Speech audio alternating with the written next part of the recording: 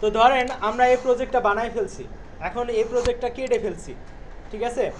আমাদের যে virtual environment আছে এটাকেও অ্যাক্টিভ আছে, এটাকেও কেটে ফেলছি।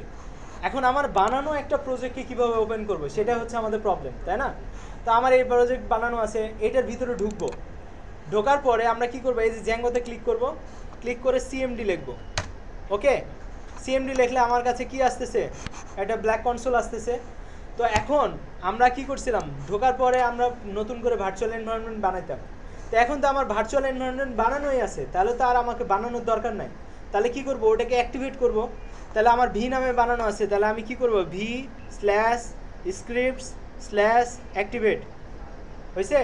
তারপরে এন্টার দিব, আমার অ্যাক্টিভেট হয়ে যাবে। অ্যাক্টিভেট হওয়ার পরে আমার জ্যাঙ্গো যদি না থাকে তাহলে না জ্যাঙ্গো ইনস্টল করবো, কিন্তু অলরেডি তো জ্যাঙ্গো আছেই, তাহলে আমার জ্যাঙ্গো ইনস্টল করার দরকার নাই। আমি এখন কি করব, প্রজেক্টটাকে রান করব। তাহলে প্রজেক্টের ভিতরে আগে ঢুকতে হবে। আমি এখন জ্যাঙ্গোতে আছি, প্রজেক্টের ভিতরে আছি কি, তাহলে সিডি দিয়ে কি করব, প্রজেক্টের ভিতরে যাব। ক্লিয়ার? প্রজেক্টের ভিতরে যাওয়ার পরে আমরা কি করব, রান সার্ভার করব, অথবা আমার কোডটাকে ওপেন করব। তাহলে লিখব কোড কোড স্পেস ডট, তাহলে আমার কোডটা ওপেন হয়ে যাবে। এরপরেও যদি আমার কি করা লাগে, সার্ভারটাকে রান করা লাগে, তাহলে কি করব, এখন লিখব Python manage dot py run server.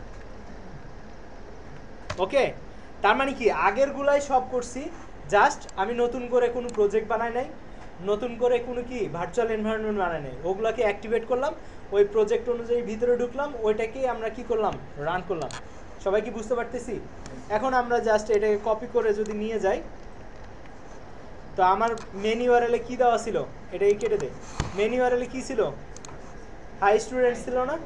তাহলে দেখি হাই স্টুডেন্ট আসে কিনা, আসছে? সবাই ক্লিয়ার? তাহলে এবার আগের প্রজেক্ট যাদের করা আছে তারা এখন করেন,